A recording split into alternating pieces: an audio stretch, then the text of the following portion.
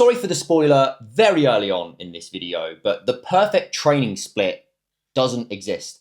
And trying to search around to find it is probably the thing that is holding you back from making progress. And I've been doing this for a long time, 19 years. I know I don't look that old, but I've done so many different splits: 3-day full body, 4-day push-pull, 5-day push-pull legs, push-pull, because nobody really wants to train legs twice per week, do they? And a lot of these splits were just copied from people that I looked up to in the fitness space, and they did work. They definitely worked, but they also didn't really factor in a bunch of the stuff that I'm going to be talking you through in this video. So instead of just blindly copying influencer splits and thinking it's going to get you their physique, let's actually talk about how you build the ideal split for you. Now, most people can commit to 4 days per week, so that is exactly how I've built my free 12-week build guide. The link is in the description or in my bio. It takes seconds to download to your phone, and it's got a ton of information about training, nutrition. You get a free 12-week plan. There's a calorie calculator and adjuster. If you've not downloaded it, you are a bit mental. Now, the absolute most crucial point that everybody misses, they dive straight into, oh, should I do push-pull legs, push-pull legs? Okay, well, that's going to be 6 days per week you have to commit. And they just don't consider their lifestyle around that. So the most important point is you need to pick a number of days you can 100% commit to. Because if you don't, you're just setting yourself up for failure. You feel guilty when you miss sessions, you lose motivation, and you just fall off track. So the number one thing is think about how many days you've got to spare each week and do that many sessions per week. And the next one goes alongside that. So if you're going to be tight on time, maybe you need to get to work in the morning, so you've only got an hour, make sure that you're not cramming the session full of loads and loads of stuff that you're just never going to be able to get to. And the last one is a bit of a psychological one that I do in my own training, and I find it really helps. Don't put your hard sessions on your really hard days. So what I mean by that is, if you know that a Monday is your worst day, you're super busy, it's the first day back at work, don't dread the gym by making that day leg day, for example. And if leg day isn't your hardest session, then you're not training them properly, FYI. But you see what I mean? Make that Monday session, or whatever day is your hard day, make it an enjoyable session. Next is something that I think people overlook. And I'm not one of these fatigue police guys that's like, you can't do any amount of volume of anything. You can't do deadlifts. You can't do squats. But I do think this needs to be considered when you're building your split out. So the first thing is your performance. Are you seeing that stagnate, or is it gradually improving over time? Weight and reps, execution maybe. If you're finding that the performance is dropping, dipping, or just stagnating, then it might be that you are just doing too much on those individual muscle groups per week. The next kind of links in, muscle groups are going to overlap. So when you are training your chest, you are also indirectly training your triceps. Your chest isn't going to be ready to train the next day if you've trained it properly, but that could also be the same for your triceps, right? So you might not want to do chest day and then, chest with some biceps or something like that. And the next day, maybe do back with triceps, because your triceps might not be able to perform as well as if you waited a few days. And the last thing to consider here is fatigue carries over. So if you train your legs, you're going to be very tired on the day, but you might also be tired the next day, maybe even the day after.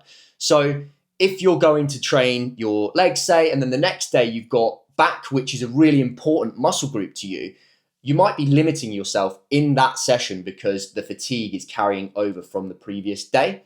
You also have to think that, say you've trained your back one day, maybe you're not feeling tired anymore, but a couple of days later, you might want to train back again, but your back itself locally might not be recovered, and you will see that in your performance. If your performance is stagnating or things are feeling tough, that's how you know there. So just really consider the fact that fatigue is going to be impacting across the week. You are only one person at the end of the day, and just because legs and back are very different muscle groups, it can one can still impact the other. Now let's talk a little bit about prioritization. Your perfect split has to focus on your weak areas. So for me, as an example, my weak areas are my delts and my arms. So right now, what I'm doing to try to prioritize those is I'm training them as early in the session as possible without impacting the rest of the session. So for example, my push day starts with a bicep curl. And that's because, I'm going to get the best stimulus. It's those first few sets of any given day when you're feeling as fresh as possible that are going to give you the biggest amount of stimulus on that muscle group. But by training biceps first and then going into pushing movements, I know that I'm not really going to impact the rest of the session too much. So whatever muscle group that you're wanting to really target, make sure that you train it as early in your session as possible and also as often as it can recover. But I'm going to be covering frequency and things in another video later on in this series. And the last one, as much as I hate to admit it, you can't focus on everything at once. So if you wanted to bring up your legs as an example, they're going to be quite a fatiguing muscle to train, and you're going to need quite a bit of volume coming through there. You might even look at training them 2 or even 3 times per week to do that. That is going to have a knock-on effect on your ability to train all of your other muscle groups well. So you might need to, bring the leg volume up a little bit, but that might mean you need to bring down other muscle groups to allow for that recovery room. But again, I'm going to be covering volume and frequency in another video. That's probably going a little bit off topic, which I love to do. Before we get on to some of the common mistakes that I see, your perfect split must be flexible. So the first one, mix muscle groups. Don't be shoehorned into thinking that because it's a lower day, you can't train your biceps. So my lower day, as an example, I train biceps. I also train delts because these are 2 weak areas of mine. And I just think about training them as often as they are recovered to do so. And I put them in my week, as we said about prioritizing, when they're going to be freshest and best able to produce the best stimulus at that point in time. And it has to be able to adapt to the situation. So right now, my shoulder and my forearm aren't feeling the best. So I'm having to change some exercises around, use different rep ranges and things like that.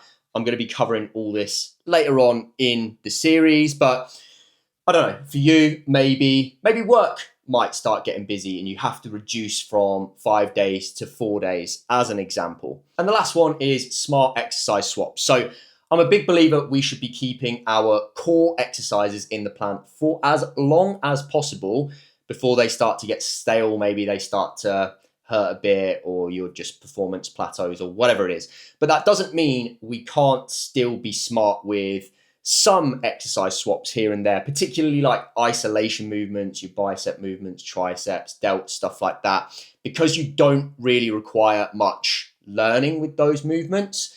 You can pretty much swap those out every sort of 2 to 4 weeks if you want. And that is mainly just to keep things a bit more interesting. There isn't any benefit to doing that in terms of muscle growth, but I do find doing that, keeping it fresh, is going to help you to be consistent over the longer term, right?